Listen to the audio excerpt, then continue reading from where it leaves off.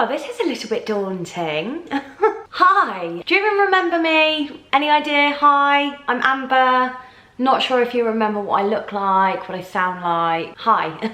It has been a really long time since I last uploaded to YouTube. In fact, I think it has now been about 3 months. I can't tell you how many videos I have filmed since the last time I uploaded, and now I get like a bit of a fear every time that I do it because it's been so long, or I'll film something and then afterwards I'll be like, that really wasn't good enough. So today I am really just taking the plunge, and I've decided that I'm going to film a bit of a catch-up video, just give you a bit of a life update, check in, see how you are, and yeah, make that venture back onto YouTube. I've also forgotten how bright this ring light is. I had to take my glasses off because my whole face was just illuminated, and it's really making me sweat, which isn't great. But anyway, hello, how are you? I have really missed uploading. I know everybody says that, everybody has a break from YouTube and they're like, oh, I've really missed everyone, and I'm always sat here thinking, have you? But I really have. I think there was something really quite therapeutic about editing videos and uploading them and just seeing your comments and engaging with you, etc., that I have really missed. Obviously, I've been active on Instagram, but I have really missed doing this. I got this really nice camera and everything and then just didn't do anything. So I thought this afternoon I would sit down and just chat to you. It'll be Sunday morning when you see this. But yeah, I thought we could catch up. So grab yourself a nice cup of tea, or whatever it is that you drink on a Sunday morning, coffee, whiskey, whatever, and let's catch up. I don't even know where to start. I really don't. Maybe start by addressing the fact that I really need to paint those nails. Have you ever seen anything more disgusting in your entire life? Gross. My rings, they always make me really happy. It's been 5 years today since Marco proposed to me, which is wild. It seems like 2 minutes ago, but no, it was 2016, the 11th of September 2016, and we were by Lago Maggiore in Italy when he proposed to me, and it was lovely and the most wonderful day ever. Although, here's a funny, well, it's not really a funny story, but it's a little story for you. Story time!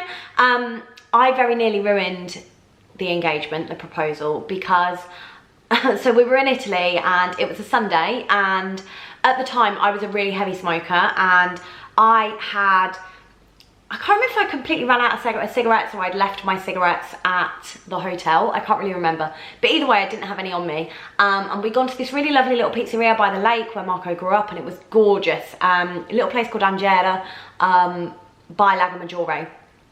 And it was beautiful, really lovely. Anyway, Marco was like, oh, we should go for a nice walk around the lake. And I was like, well, I've run out of cigarettes and I'm getting a bit cranky now because I really want one. And he was like, oh, well, you know, you'll be fine. Let's just walk around the lake. Anyway, we ended up walking around this little province, village, town, whatever you want to call it, to find a shop. But because it was Sunday, everything was closed. Like even like little corner shops, they were all closed. So there was nowhere, and I was getting really grouchy. And then he was like, oh, well, you know, if you're that bothered, we'll drive back to the hotel. It was like a 25-minute drive, and get them and then come back. And I was like, why would we go all the way to the hotel just to come back? Didn't click at all. But anyway, I was like, no, don't bother, we'll just do this walk. And anyway, he then started getting really agitated about the fact that there was some teenage lads that were just biking around, minding their own business, but Marco was getting really annoyed with them. I was like, why is it such a big deal? And then obviously as events unfolded, I realised. But yeah, it was lovely, really nice. I went to take a photo over the lake, turned around, and there he was. But anyway, that isn't what I came on to talk to you about, but now you've had a nice little story of how I got engaged. So anyway, the last time I spoke to you, I don't even remember what was going on. However, since then, a lot has changed.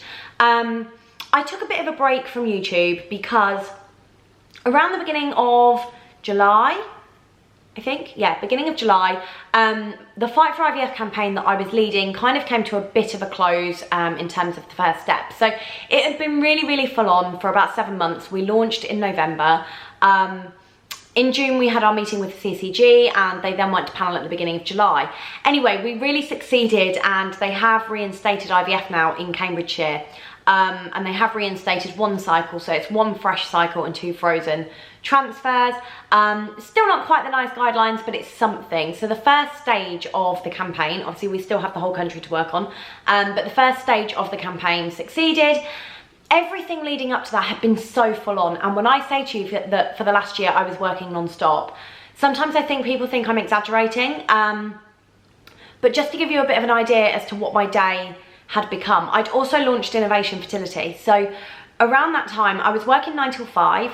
I was also working my Saturday job at the estate agents, so I was getting up at, like, let's say 7:30 in the morning. I would be on my laptop by 8 o'clock, and the hour before I started my actual job I would be doing something to do with the campaign, or I would be doing something to do with Innovation Fertility. I'd be doing something anyway. I'd then start work at 9 o'clock. I'd be working 9 till 5. Sometimes I'd work a little bit later, depends what was going on. But I'd be working 9 till 5. And then as soon as I finished at 5 o'clock, I would open up my other laptop, my laptop, and I would start again doing work on either the campaign, I would start doing work on Innovation Fertility, I would potentially be hosting a webinar, I'd be packing orders, I'd be doing something in relation to the memberships, I'd be creating content for the next week. And quite often I would be on that laptop until 11, half 11 at night. I literally never got to do anything for myself. On a Saturday, I would then get up, I would go to work at the estate agents, I would come home, I would record a YouTube video, and I would spend the Saturday night editing the YouTube video. During the week as well, I would have recorded a podcast episode. So during the time of Innovation Fertility had a podcast that was released every Friday, I think, off the top of my head. And so I'd be editing that as well. So it was really, really, really full on. Like every single day up until about 11 o'clock at night, I had something to do. Sunday was literally my only day off, but it was never a day off because I would always be doing something, either for Instagram, for the campaign, Innovation Fertility, whatever. I would be doing something. And I never ever felt rested. Like I got to a point where it was when the Friends reunion was on, if I'm really honest, that I think I really realised. And that reunion was 2 hours long, and in the morning I had got up 2 hours early to make sure that everything I needed to do that day was done so that I could watch that and give it my full attention without my laptop being on, without being occupied by something else. And it got to a point where I kind of realised, and I was like, I shouldn't have to do that. Like I should be able to... Sorry, Bruce, am I disturbing you? Bruce is asleep next to me and has decided that, you know, I'm an inconvenience to him. So yeah, I kind of realised that I shouldn't have to do that, and I shouldn't have to get up early just in order to watch a TV programme that I want to watch. Like one thing throughout that whole week for myself, I couldn't do without kind of compensating for it. And that really bothered me. And it was around that time that I was sat in the garden and I'd finished work and I just felt like I had no life in me. And I was sat there with a cup of tea and I was exhausted. Like I was so exhausted. And Marco came outside and he was like, "You're all right?" And I was like, "I just want to do nothing." And I got quite upset because all I wanted to do was nothing. I wanted to be able to sit down and read a book and not think about what was going on around me, and not think about work, not think about the campaign, not think about everything else. I just wanted to be able to have time for me. And I didn't feel like I had that, and I felt like I was really close to just snapping. And so literally the next day I put a message out on social media. I sent an email to all my Innovation Fertility members and basically said, it's done. I'm revoking all the memberships. Within a month they are going to have all closed down, all the rest of it. The campaign, obviously I couldn't because the meeting was ongoing and the campaign's not coming to a stop or anything like that. I needed a break. So as soon as they announced their decision, that was it. And I decided, right, I need a break now. And I'm slowly easing myself back into things to do with the campaign. I have no intention of doing it as full on as I was before.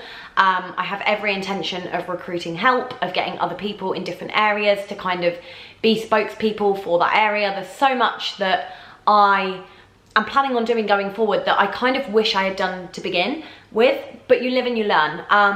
And when it comes to Innovation Fertility, like at the moment, I don't know what I'm doing with that. In all honesty, I really, really don't know, because I think what I also had to learn was that it's really hard to create a business, and a business where it was a subscription and people were paying a monthly membership, where as a result of that, they expect that content on time every single week. And to do that, you need to give it 100% commitment. You can't say, I'm really sorry, but there's not going to be anything this week. You can't do that because people are paying for it.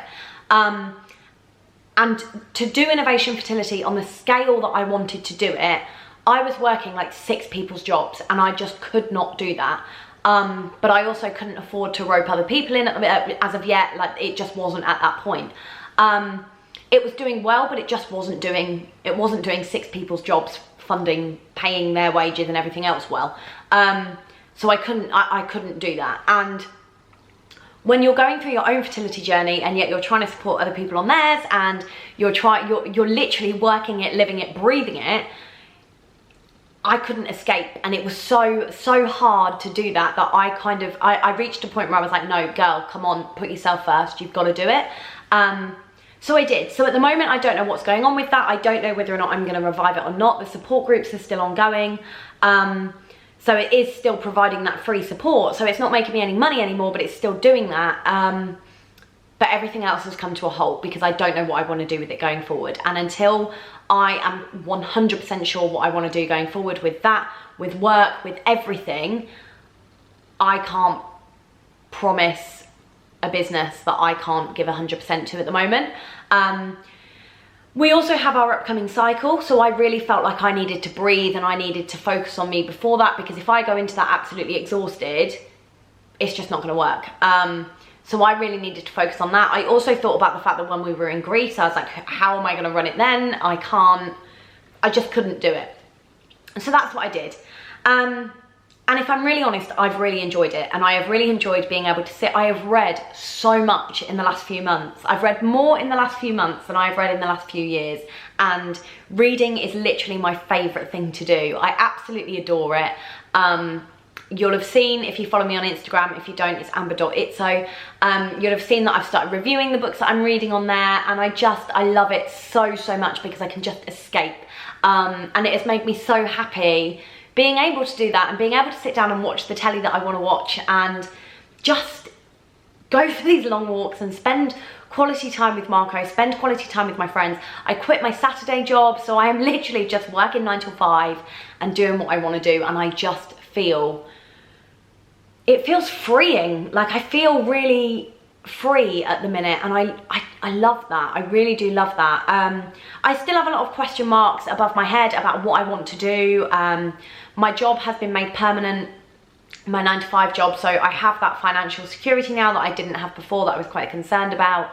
But it's just figuring out what I want to do long time. I don't like being tied into a job, in the sense that eventually I do want to do something that I want to do. I want to work for myself. I want to have that freedom to say yes and to say no to whatever I want. But it's just kind of figuring out what. I've been baking loads. I've been baking so much that my diabetic father-in-law has actually said to me, like, honey, you've got to stop bringing things around every weekend because you're going to cause me some problems here.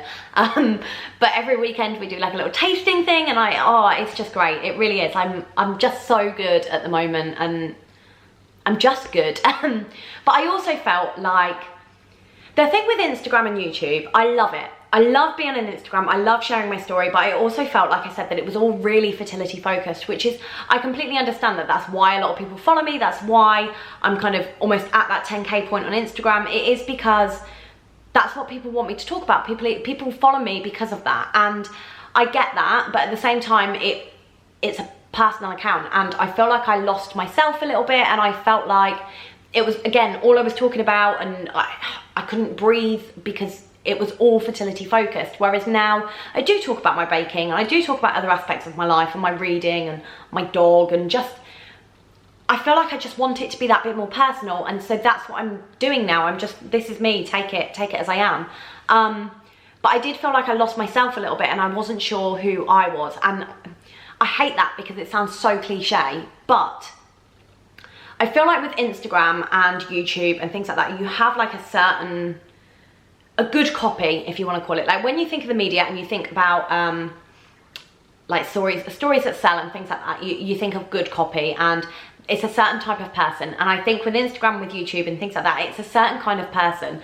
And I feel like because I wanted things to progress and I wanted to become successful, and of course I want my YouTube channel to become successful and I want my Instagram to become successful, and there's been amazing opportunities that have come out of it already, that of course I want it to grow, but I almost felt like I needed to morph into this carbon copy of everything else that was out there, and I'm not that. And if the only way that I'm going to get my Instagram and things like that to grow is by being somebody that I'm not, then I don't want it. Like, I can't put on that facade. And I'm not, you know, the type of girl that is incredible at makeup and has all these perfectly styled, you know, really beautiful Instagrammable home and can afford to buy 50 new outfits a week and do all these different reels and blah, blah, blah, blah, blah. Like, I'm just that, I can't, like, that's not my life.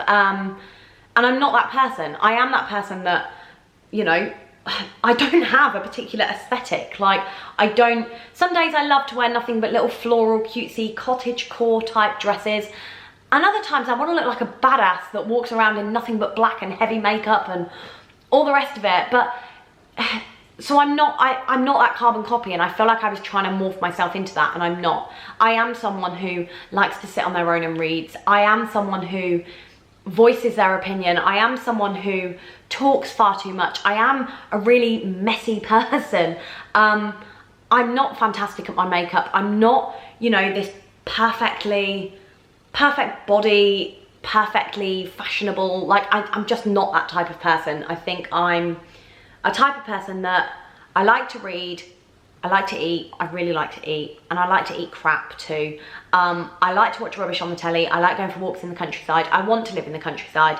I like tattoos. I want to be covered in tattoos. I don't want to be, I'm just not everyone else. And I feel like, yeah, I feel like I'm waffling now and I don't really know what I'm saying, but I just felt like I was trying to morph myself into something I wasn't. And so now I'm just trying to be that, like, just not care what people think about me, which I think is a really big thing for me. Like, I have a real desperate desire to be liked. Cool, this is turning deep and vulnerable, isn't it?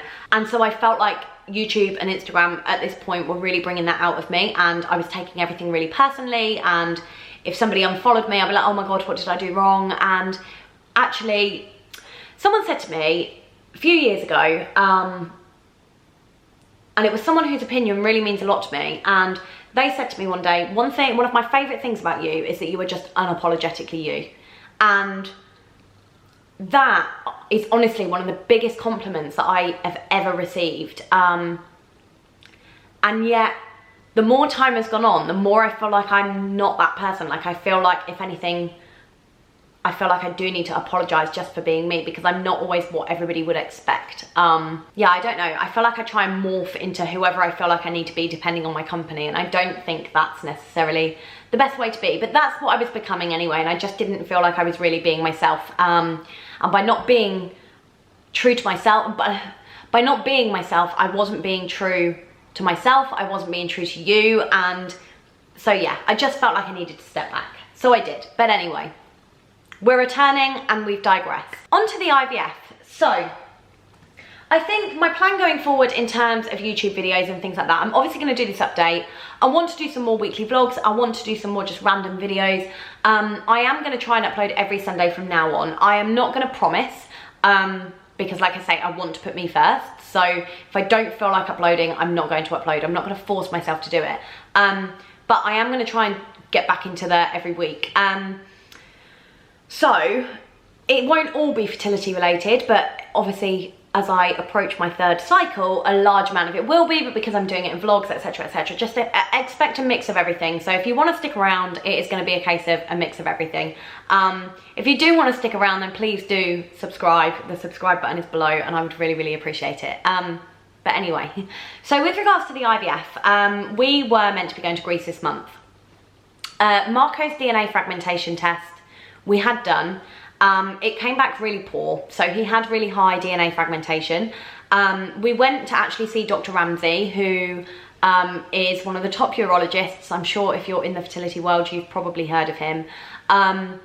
He was impeccable. So we went down to see him. He diagnosed an infection.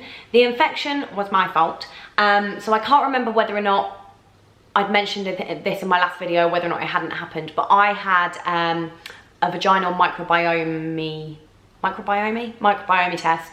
And it basically came back that I had really severe bacterial vaginosis, which they think I had for a really long time. It was completely asymptomatic, but they think I'd had it for a really long time. They think that it had developed into pelvic inflammatory disease and as a result blocked my tubes.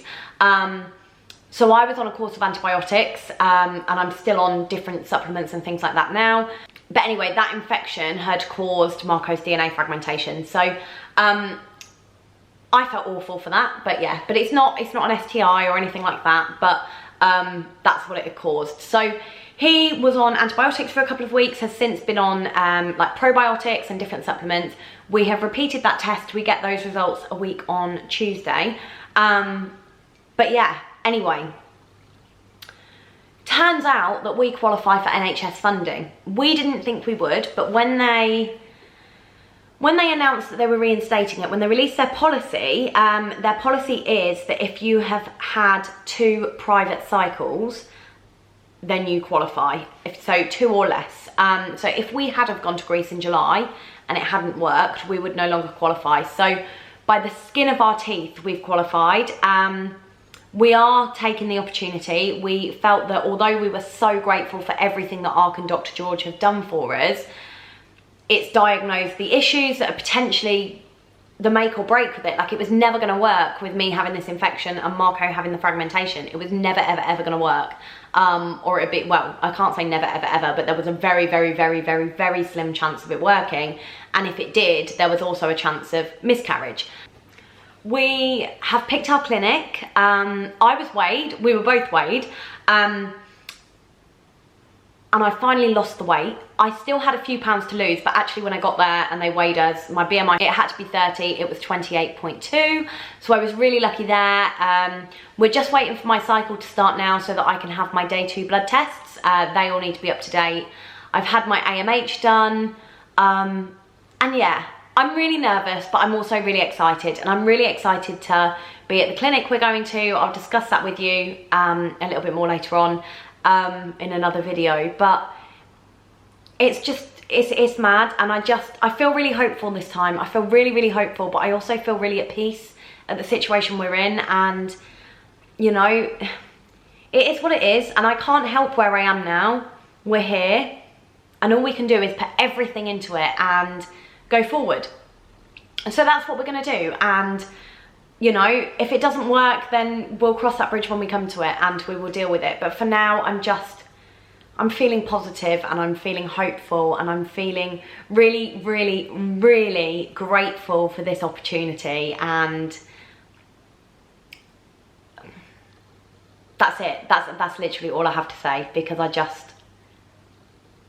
I'm excited for a new protocol in a new clinic, without the financial stresses, which it makes a huge difference. I think it's really underappreciated how much of a big difference it has made. Like, I literally feel like a bulldozer has lifted this great big wrecking ball off my back. So yeah, it's just, I don't know, one step at a time, trying not to get my hopes up, definitely not looking at pregnancy announcements on Pinterest and, you know, baby nurseries and baby clothes and baby names and everything else, baby showers and maternity clothes and prams, and not me at all, don't know what you're talking about. So yeah, one step at a time, that's all we can do. So like I say, I'm not going to give everything away now. I'm going to start filming the weekly vlogs and you'll see so much more. You can come to Beaconsfield with us next week. But yeah, there's a lot going on now, and it's all getting quite exciting. So we're thinking that we may be starting treatment around November, we think, but we will see. I've got to have some blood tests done and then we'll take it from there. But yeah, but it's been really lovely to catch up with you. So thank you so much for coming back. And like I say, if you do want to see more going forward, then do subscribe using the button below. Follow me on Instagram and I will see you during the week on there. But other than that, thanks so much for coming back, and I've missed you, and yeah, I hope you enjoyed this video. So yeah, I'll see you next Sunday. Bye.